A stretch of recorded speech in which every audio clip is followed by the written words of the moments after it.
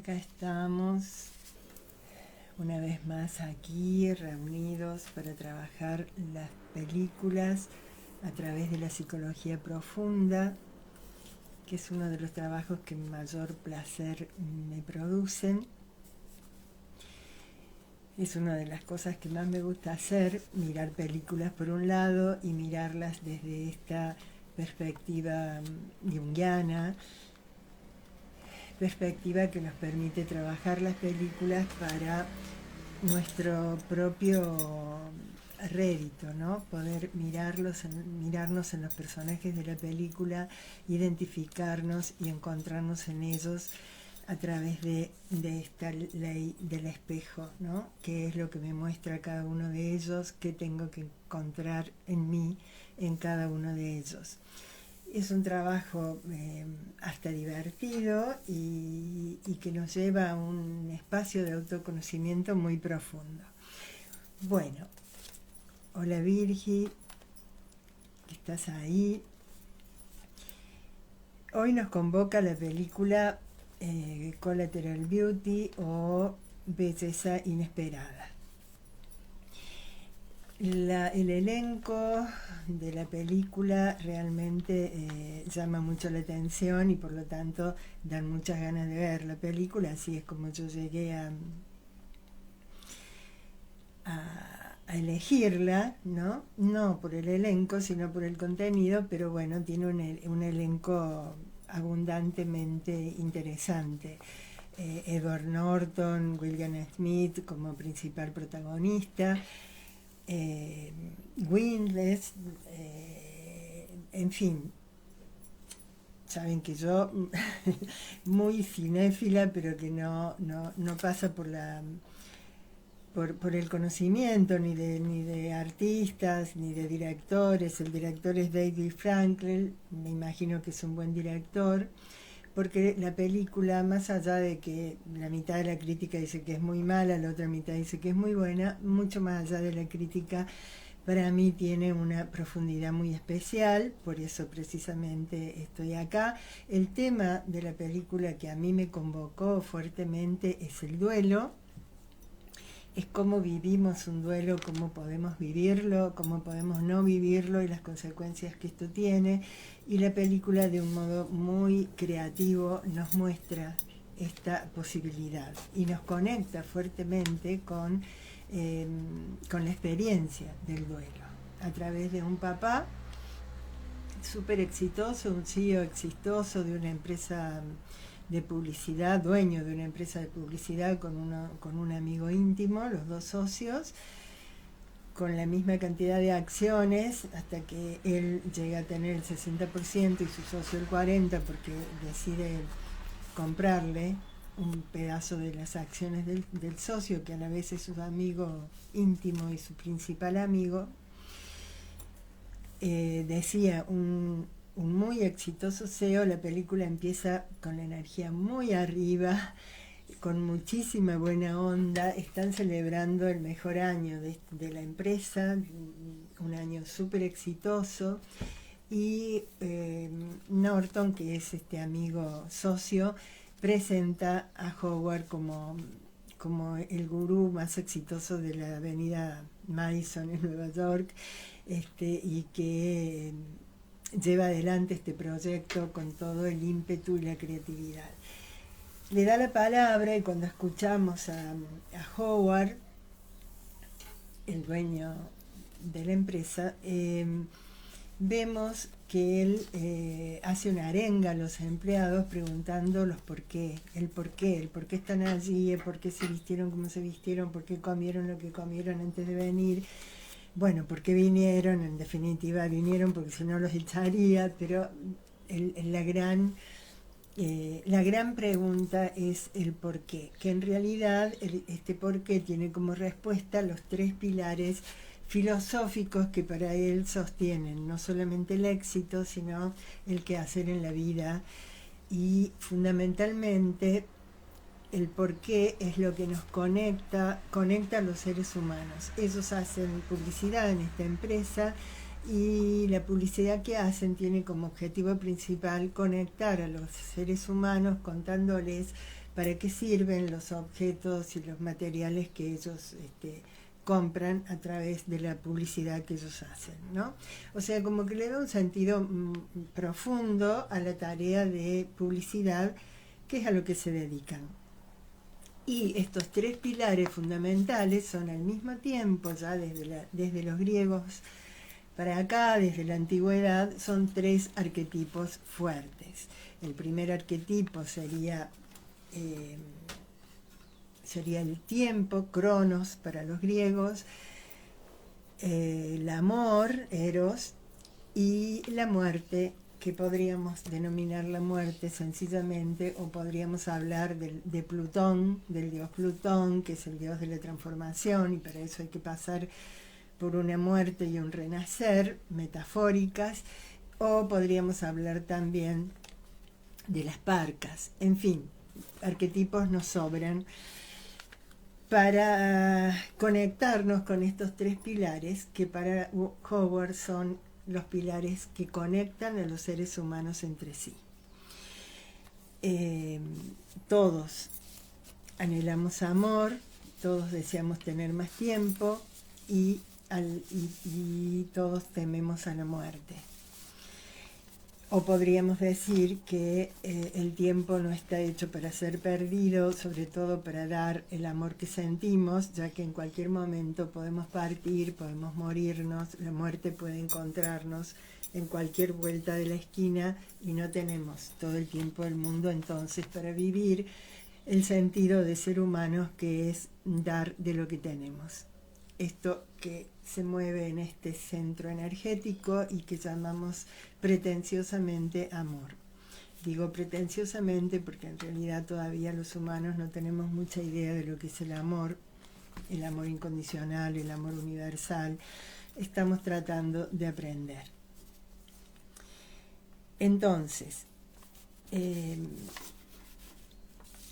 y además de estos tres pilares son trabajados a través de toda la película de un modo muy, pero muy creativo, si bien parece ficción, es teatro, pero es una perspectiva del director súper creativa que me gustó mucho y nos deja la enseñanza, nos deja un montón de enseñanzas, ya les cuento, pero una importante que rescate es: nada muere del todo, nada muere definitivamente, y además algo se muere definitivamente según cómo lo veamos.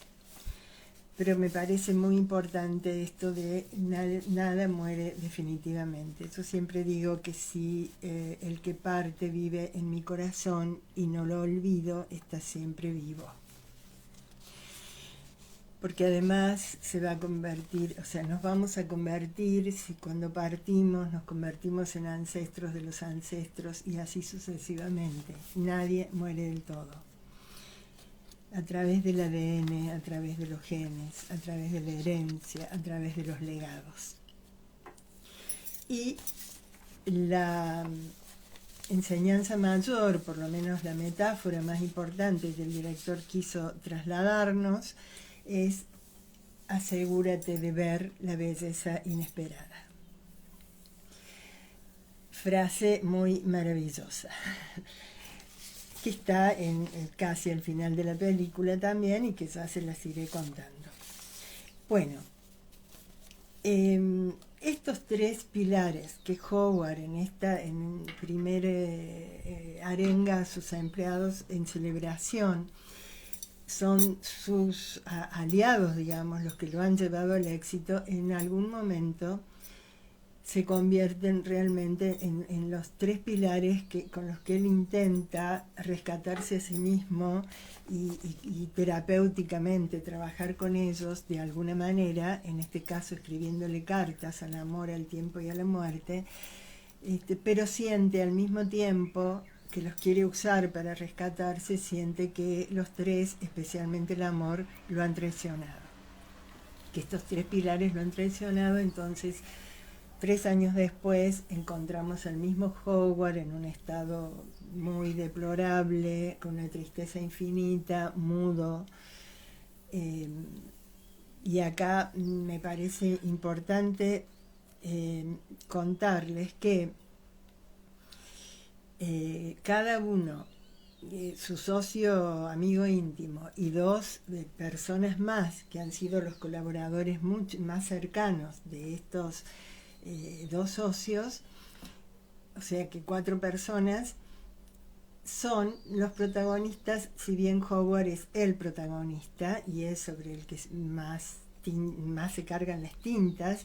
Yo diría que hay estos 4 más una quinta que es Madeleine, que al final de la película nos vamos a enterar que es la esposa de Howard. Yo creo que los 5 nos dan un montón de material, cada uno el suyo, podemos verlos individualmente.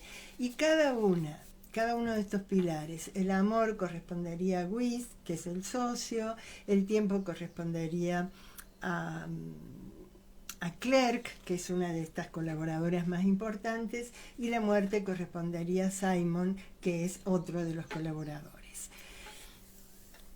O sea que también esto es muy creativo, cada uno de los pilares tienen que ver con la historia personal de estos personajes, ¿no?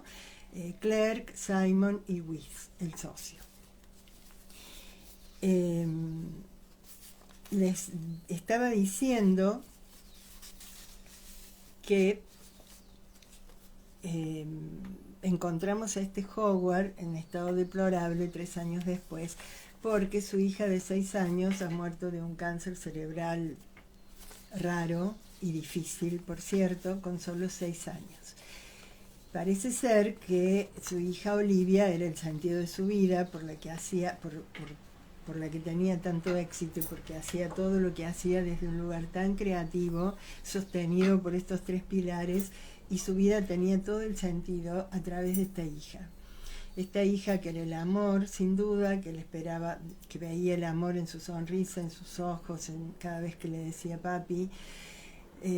Esperaba que ella tuviera todo el tiempo de vida posible para disfrutarla. Ahí en algunos momentos vi como que él estaba tan autoinvolucrado en sí mismo que solamente pensaba en el dolor de él, ¿no? Que la niña no había tenido el tiempo, pero que en realidad él no había tenido tiempo de vivir a la niña como hubiera querido, de disfrutar a su hija, y que la muerte se la arrebata, ¿no? Entonces encontramos a este Howard, y por eso él es el protagonista, en un estado deplorable, pero que le voy a poner diagnóstico. O sea, yo creo que él estaba deprimido de verdad. Después de 3 años había vuelto a trabajar hacía 6 meses que había vuelto a trabajar, después de 2 años, ya hacía 2 que su hija había partido, y él vuelve a trabajar hace 6 meses, pero en este estado, donde entra a la empresa y sale sin hablar, sin comunicarse, sin hacer nada, y se va. En la empresa vemos rápidamente que, muy desde el principio, que él se especializa en hacer un juego de Legos, una especie de dominó, a donde coloca fichas de un modo muy creativo, con colores muy sugestivos, en mesas de la sala de entrada a la empresa, y que arma estos Legos. O sea, los Legos estaban armados en esa primera conferencia exitosa, y luego lo vemos a los 3 años armando el Lego y desarmándolo, ¿no? O sea, él mueve una pieza y todo el Lego, que es inmenso y es muy, muy creativo y muy bonito, se va desarmando.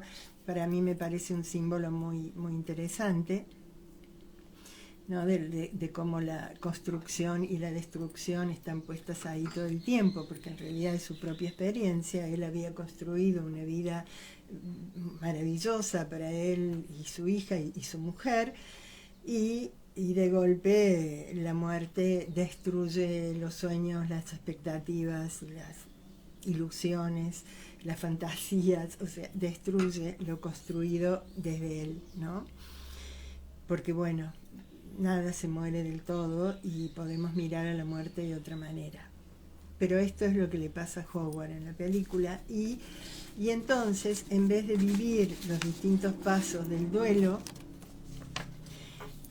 que podríamos nombrarlos, o sea, yo los ubico como a mí me resuenan más, es el que primero negamos la muerte. En él está claro, él no puede de ninguna manera no solo aceptar, sino reconocer que su hija no está y que la vida sigue. Sueña con su hija, por lo tanto evita dormir. Uno de los síntomas de la depresión es que no duerme o duerme muy, muy poco y se despierta con estos sueños que lo atormentan. Come muy, muy poco, o sea, se lo ve comiendo una vez cuando ya está un cachito, cuando está intentando salir de su situación, pero en realidad vive en un lugar solo, bastante sórdido, no tiene internet, no tiene comunicación ninguna, y va a la empresa, entra y sale sin producir, sin crear, solamente arma y desarma los legos. Después de negar la muerte, en este caso, el duelo es primero la negación, después el enojo con la situación. Bueno, se murió, cuánto me enoja, cuánto me frustra, cuánto puedo conectarme con la furia que me da de no poder ver, tocar, vivir más con el ser que ha partido. Y luego, o sea, el enojo y luego la aceptación. Podríamos resumir los pasos del duelo en estos tres fundamentales. Yo creo que él se saltea el duelo y pasa directamente a la depresión. No come, no duerme, no vive, no crea, no le encuentra sentido a nada, intenta autodestruirse andando en bicicleta a contramano en las calles de Nueva York, cosa que es bien difícil, corriendo muchísimo riesgo. Y no puede hablar, fundamentalmente no habla con nadie, enmudece y se comunica con muy pocas palabras cuando puede, y no puede nombrar a su hija ni decir de qué murió, cómo murió, cuántos años tenía, no puede expresar. Como pasa en un altísimo porcentaje de parejas, cuando muere un hijo, la pareja se divorcia, o porque se culpan entre sí, o porque no soportan el dolor y no saben más qué hacer juntos, o porque el hijo era el motivo de la unión, ¿no? Estaba puesto en ese lugar. Entonces, más del 50% de las parejas se divorcian después de la muerte de un hijo. Y Howard es uno de ellos. Entonces,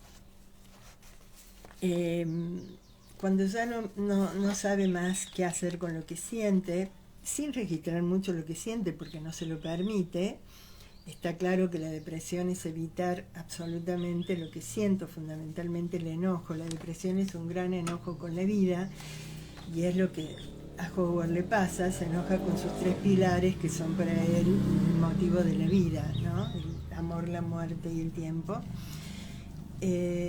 Les escribe cartas. Yo me imaginaba con un paciente que llega con este nivel de negación de la muerte y del duelo, sobre todo del proceso de duelo, me imaginaba, y con esta filosofía de cómo los tres pilares lo habían sostenido y de golpe lo frustran y lo traicionan, haciéndolo hablar con cada uno de estos arquetipos, haciéndolo hablar con la muerte, con el tiempo y con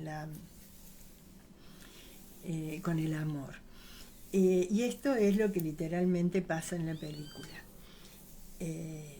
Whit tiene su madre con demencia o Alzheimer, no sabemos bien, pero bueno, después de un derrame cerebral ha quedado bastante perdida, y entonces Whit, que vive con ella porque está divorciado, recientemente divorciado porque fue infiel, trataba todo el tiempo de traer a su madre a la realidad que él creía que era la realidad, que es la suya propia, y sacarla de los delirios, ¿no? Hasta que escucha la frase de que sería muy bueno no querer sacarla de su realidad, sino que él, que podía ir a la realidad de ella y seguirle el tren a la realidad de ella, y eso sería mucho menos estresante para él y mucho menos conflictivo en relación a su madre, que nunca entendía qué pasaba porque él reaccionaba todo el tiempo a al delirio de la mamá, ¿no? A los despistes. Entonces él empieza a practicar eso y le resulta, y vemos una escena donde pasa esto, ella habla de lobisones y él le sigue el cuento, y de golpe él cae en la cuenta que por qué entonces no hacer lo mismo con Howard, ellos ir a la realidad de él en vez de esperar que Howard... porque es muy necesario que Howard vuelva a la realidad empresarial, porque si no van a perder la empresa, y la posibilidad de no perderla es venderla, pero necesitamos que Howard obviamente autorice la venta y firme, ya que él es el mayor accionista de la empresa. Y Howard no escucha, no contesta, no se relaciona, no muestra ningún interés por el futuro de la empresa, y estos tres amigos ya a esta altura están muy desesperados porque no solo van a perder la empresa, van a perder sus trabajos, van a perder 10 años de haber puesto todo ahí, ¿no? Entonces, ¿por qué no ir a la realidad de él, ya que él de ningún modo se aviene a escucharlos, a ver qué les pasa, a ver qué hacemos con la empresa? Porque esto urge. Entonces, él propone esto a Clerk y a Simon, los otros dos. Los otros, bueno, pero ¿cómo lo hacemos? Entonces, por supuesto, hay un suceso en la película donde alguien se está postulando para un cargo en la empresa de publicidad, y él escucha la frase, la frase que es: deja tu piel y deja atrás tu piel y encuentra tu vida. Él escucha que alguien propone esa frase, que es la de él, pero dada vuelta. Y entonces cree que esa frase, la chica que la dice, Howard entabla con ella una conversación, la chica le dice que la frase de él llega a través de la mente, que la frase dada vuelta de ella llega al corazón. Entonces With está totalmente de acuerdo con eso, cambia la frase, pero sigue a la chica se va, y él la sigue y descubre que ella hace teatro, está en una sala, en una pobre sala de teatro con otros dos actores tratando de ensayar una obra, a ver si es posible que la pongan en función, ya que no tienen dinero, en fin, son artistas, son actores pobres. Entonces With une la idea de ir hacia la realidad de Howard en vez de esperar que él venga, con esta posibilidad de que estos tres actores le actúen a Howard el amor, el tiempo y la muerte, ya que Howard, terapéuticamente, en un intento desesperado de ver qué hacer con su situación, le escribe tres cartas al amor, al tiempo y a la muerte. Entonces ahí vemos cómo se desarrolla esto de que el amor, el tiempo y la muerte se encuentran con Howard. El truco es que después de ser filmados van a ser sacados de la escena, cosa de que parezca que Howard está hablando solo o está dialogando solo, de modo tal que se lo cree insano mentalmente, no apto para firmar ningún papel, y se pueda vender la empresa de todos modos. Si bien se discute mucho esto, Clerk de ningún modo está de acuerdo y le parece terriblemente doloroso hacer esto con Howard. Bueno, concluyen que no les queda otra y lo hacen. Y los actores acceden, por supuesto, con una buena paga, acceden a teatralizar estos personajes, y por supuesto, como With ha contratado a una investigadora que es la misma que descubre su infidelidad, que contrata a su mujer y descubre la infidelidad de With, como ha sido muy buena en eso, contrata a la investigadora para que pueda no solo filmar estas escenas donde después va a parecer que Howard habla solo, grita solo, eh, hace distintas escenas con el amor, la muerte y el tiempo, sino pero también ver qué hace, cómo se está manejando Howard en esto de que en realidad hace nada y la pasa muy mal. Pero de ningún modo abre la puerta a, en vez de dejar que la depresión se lo coma, poder conectarse realmente con el infinito dolor del que está siendo ajeno mientras no se lo permita sentir.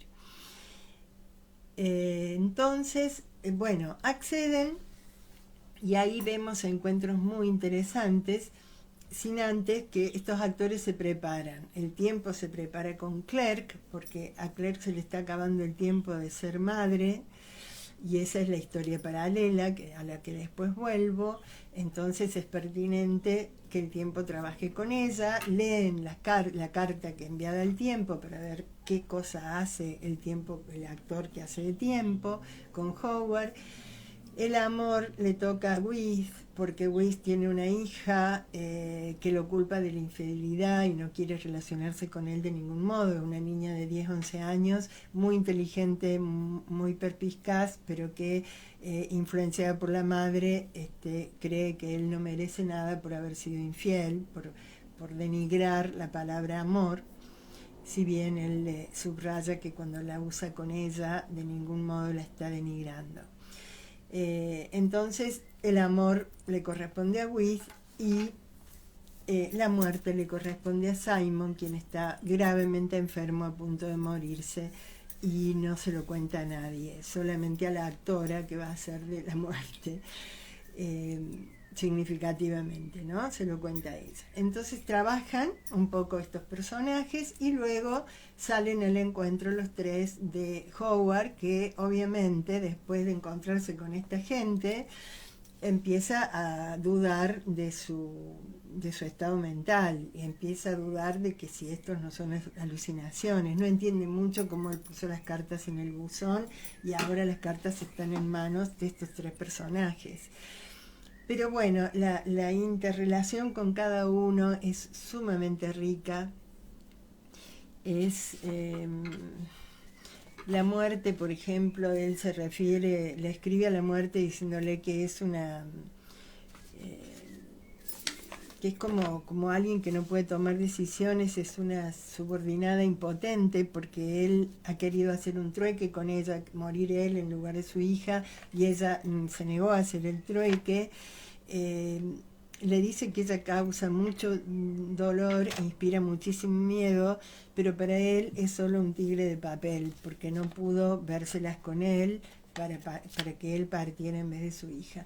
Entonces, bueno, la muerte, un poco la actriz que hace de muerte trata de decirle que ella no es una subordinada, que no había llegado la hora de él, que ella no estaba dispuesta a hacer ningún trueque y que él no le permite hacer su trabajo tanto como ella sí se lo permite a él. O sea, yo no interfiero con tu trabajo, no interfieras con el mío, yo hice lo que tenía que hacer y nada, muere definitivamente, depende de cómo lo veas. Estas son dos interacciones que la muerte hace, me parecen las más flojas, las otras dos son más interesantes, pero de todas maneras la actriz lo hace maravillosamente.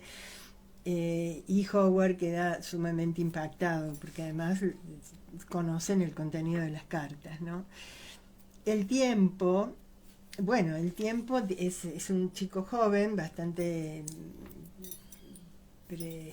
prepotente y como fuera de la línea de Howard, que lo reta y lo desafía, le dice que él es un regalo, que él es sumamente abundante y que Howard se dedica solamente a desperdiciarlo. Entonces Howard, muy enojado, le dice que en realidad él no lo desperdicia, que él desperdició el tiempo de su hija y que lo traicionó también, o sea, porque no permitió que su hija viviera el tiempo que correspondía, ¿no? Morirse a los 6 años, como es lo ilógico, ¿no? Y entonces, bueno, el tiempo sigue insistiendo hasta el final de que él está cometiendo un grave error, desperdiciándolo y no viviendo su propia vida. Y el amor, que me parece el más interesante, eh,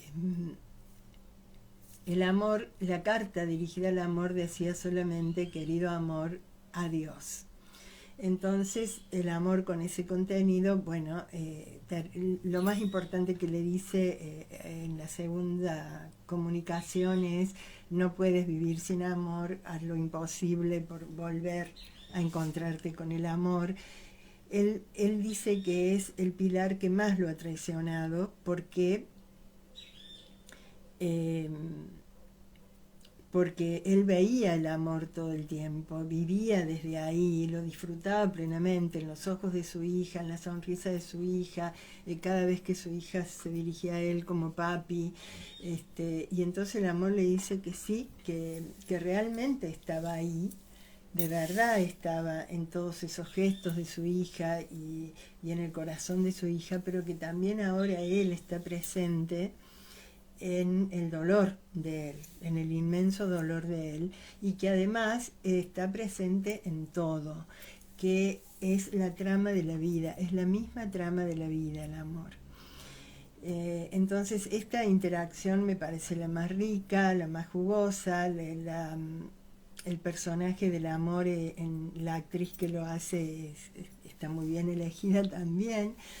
Y bueno, Howard con estas interacciones, más allá de que cree que está alucinando, obviamente las cosas que escucha lo tocan. Al mismo tiempo que es citado por la empresa porque hay que vender o pierden. Y entonces los amigos se han reunido para piden que se le haga como una especie de examen a su estado mental. Ya han llevado estos videos a donde él habla solo. Bueno, con el tiempo ha tenido un evento bastante interesante, porque el tiempo atropella el tiempo y cae, y podría haber caído muy mal y salir herido el chiquillo que hace de tiempo. Entonces todo eso queda grabado sin que se vea el personaje del tiempo, ni del amor, ni de la muerte. No se ven las personas. Entonces el representante legal de la empresa le dice que por favor explique estas imágenes, y rápidamente Howard cae en la cuenta de que ha sido seguido, de que ha sido filmado, que casi él se daba... Hubo un momento en que él se daba cuenta de que algo de esto pasaba, porque esta gente no podía ser real, pero al mismo tiempo eran personas. Entonces más o menos pesca rápidamente el juego. Weiss para la intervención del representante legal, y ahí Howard dice cosas sumamente conmovedoras. Les dice que no importa lo que han hecho, porque Claire, que está muy desesperada, le pide disculpas, pero aparte ella siempre se negó a hacer esto a un amigo. Entonces él la tranquiliza, los tranquiliza a todos, dice: ok, era lo que había que hacer, no se preocupen, yo firmo para que se venda. Es la primera vez que vemos a Howard como volviendo, pero a cada uno que tiene su propia historia, les dice que no todos están bien de la cabeza, que todos tienen alguna dificultad. Yo creo que todos tienen una neurosis importante, más allá que Howard tiene una depresión aguda que es seria. Y entonces a Claire le agradece haber dado todo su tiempo a la empresa por 10 años sin que ella hubiera hecho su propia vida. De hecho, el tiempo para la maternidad ya se acabó. A Simon le dice que por más esfuerzos que él ha hecho para que no se le note su estado, él sabe que se está muriendo, y se compromete firmemente a que su familia jamás le va a faltar nada en su ausencia. Y a Weiss le dice que está muy decepcionado de él, a pesar de ser su amigo más importante en esta vida, pero no por lo que acaban de hacer, sino porque él pareciera que necesita permiso para ser padre de su hija, que no lo acepta y que él no necesita ningún permiso, que tiene que aprovechar el tiempo y lo que siente por su hija y el hecho y la paternidad y actuarla. Bueno, esto es realmente es una escena muy muy conmovedora, una escena que no se puede no sentir. Y Howard, bueno, paralelo a estos encuentros con los tres pilares y este suceso en la empresa, Howard en sus intentos de salir de esto se acerca a un grupo de apoyo de padres que han perdido a sus hijos. Se acerca literalmente a la ventana por muchas veces hasta que una vez entra. Cuando él empieza a preocuparse por su salud mental, entra. Y vemos que la coordinadora de este grupo es una amorosa mujer que ha perdido a su hija de 6 años con un cáncer en la cabeza raro, y que coordina el grupo amorosamente. Todas son madres que han perdido a sus hijos con enfermedades graves. Es como si se notara que ella ha sido la formadora de este grupo y se encarga y trabaja con esto, y que ella misma ha sufrido la experiencia de la muerte de su hija y que ha podido, no es que ha podido superarla, ir más allá de la depresión y más allá de todos los pasos del duelo, haciendo esto por otros y compartiendo con otros el infinito dolor que debe ser, porque esa experiencia en esta vida no tengo, gracias a la vida, el dolor que debe ser perder a un hijo, y no hablemos de una niña de 6 años. Entonces vemos una salida muy saludable en esta mujer, que en uno de esos intentos Howard entra al grupo y es recibido por ella amorosamente. Bueno, le preguntan por su nombre, él dice su nombre, pero no puede nombrar a su hija, no puede decir cómo murió su hija, no puede decir que murió a los 6 años, y intenta irse. Bueno, ella, la coordinadora, hace que se quede y no hable, no está obligado a hablar. En fin, va varias veces al grupo.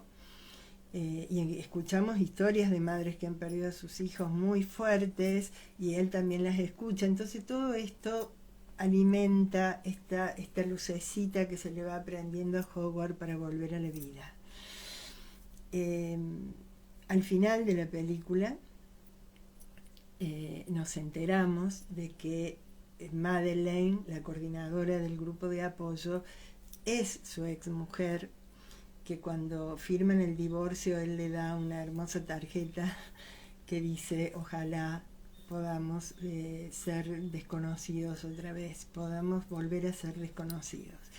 Bueno, ella en las interacciones se la muestra y demás, pero obviamente no sabemos esto porque ellos se manejan como dos desconocidos literalmente. Ella tiene mucha paciencia con él, a ella le encanta que él haya aparecido por el grupo, pero no lo presiona.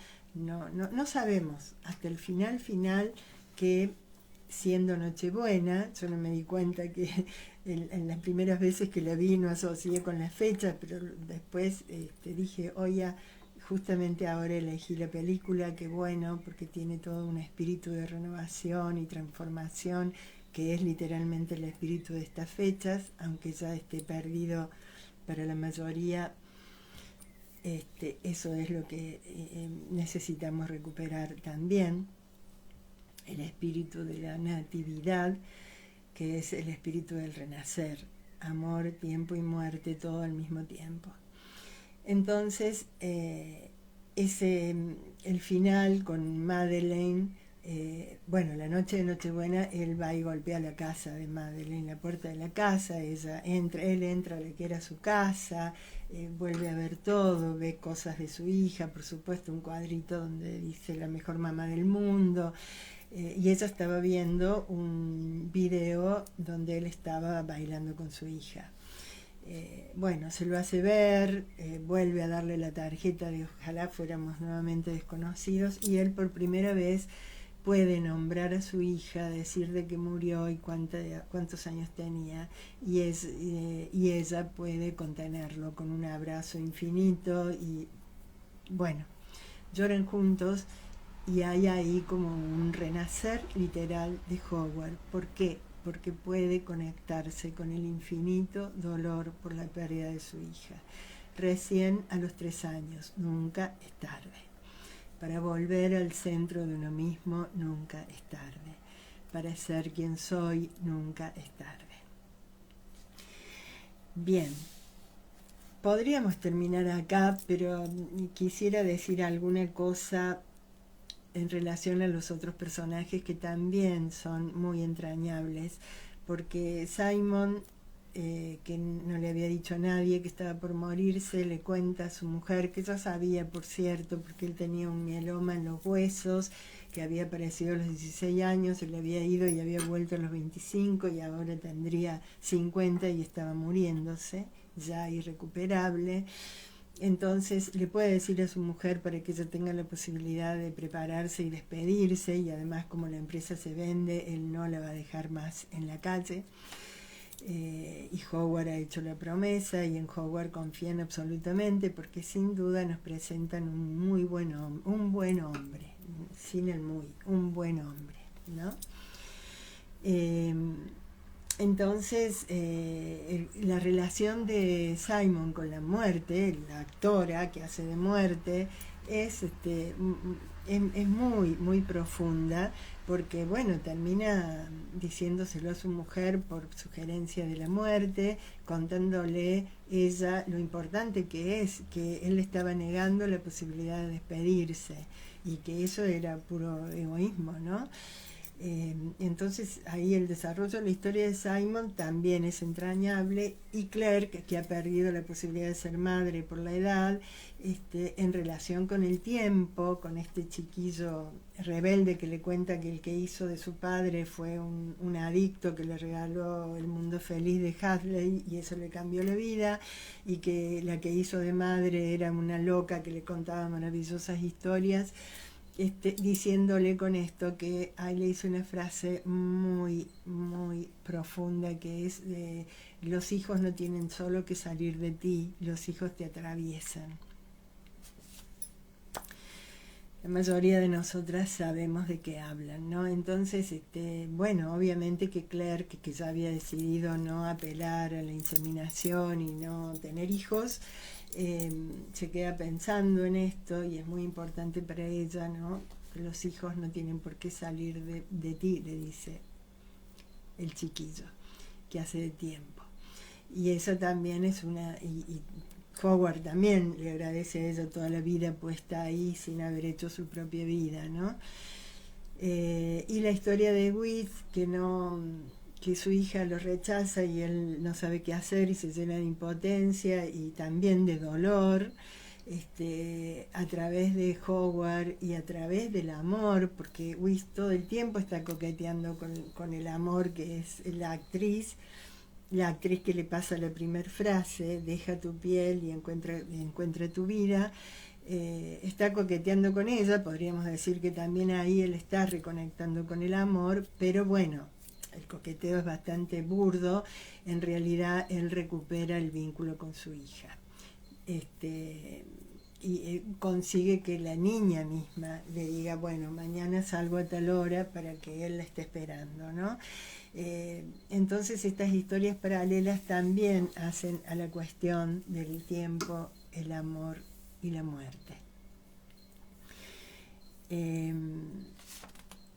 Vemos en el video que Howard ve con Madeleine, su mujer, en su casa, con su hija bailando la noche de Nochebuena, después de poder hacer contacto con el dolor. Vemos que el video termina jugando a los legos con su hija y su hija los desarma y entonces él dice la frase, bueno, ahora volvemos a empezar. Supongo, es una suposición, pero podemos usar la metáfora y el símbolo. Él después en la empresa arma y desarma legos, ¿no? Y vuelve a empezar sin volver a empezar porque no puede. desarma el Lego con muchísimo dolor y furia y depresión y se va y después los vuelve a armar, pero es como querer reconstruir la propia vida de su hija. Pero en definitiva está reconstruyendo la propia, ¿no? Hay un momento, hay un detalle que me estoy olvidando, que después me voy a enojar mucho conmigo. Eh, cuando, cuando Madeleine está pasando por el trance de perder a Olivia, se sienta en la sala de espera del hospital mientras la desconectan a la chiquilla, y él se va a contener a la madre de Madeleine, que está en el estacionamiento con un ataque de nervios porque la nieta se muere. Y entonces está la actriz que hace de muerte, está sentada al lado de Madeleine y le pregunta a quién estás por perder, porque Madeleine está llorando, y ella le dice a mi hija de 6 años. Entonces Brigitte le dice, bueno, no dejes de notar la belleza inesperada.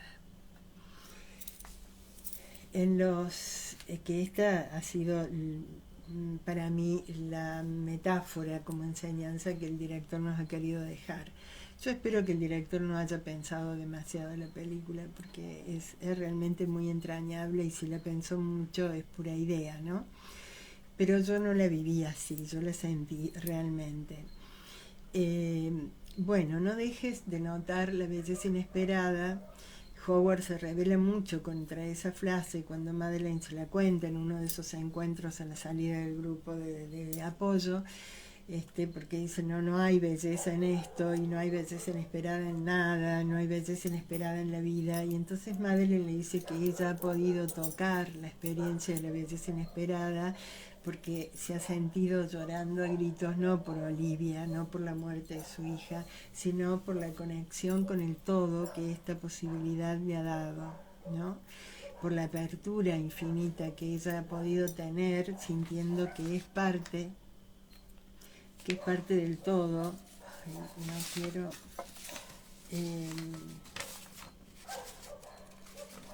permítanme que...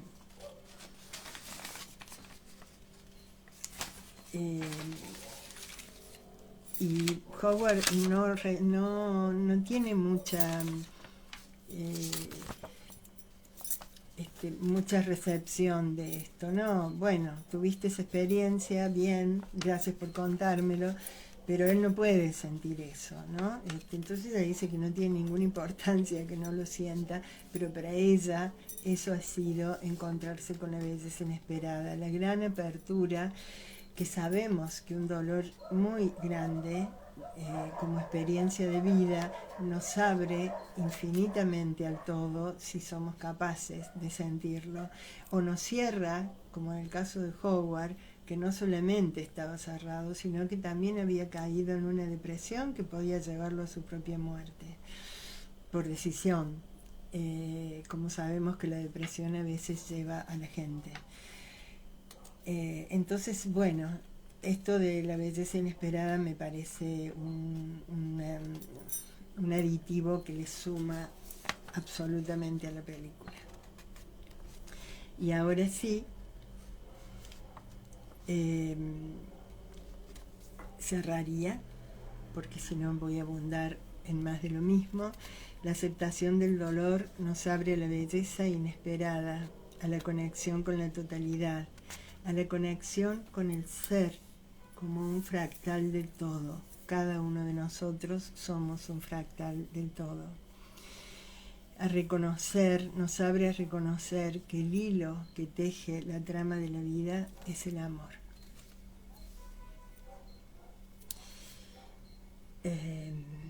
Gracias a todos por estar ahí, hay un montón, y si tienen algo para compartir o para preguntar es ahora, y si no, me despido hasta la próxima. Bueno, entonces será hasta la próxima película, que será anunciada próximamente. Abrazo a todos, buen final, mejor comienzo. Por cierto, estamos en estas fechas a donde abrir el corazón es la posibilidad más rica que tenemos. Gracias de nuevo a todos.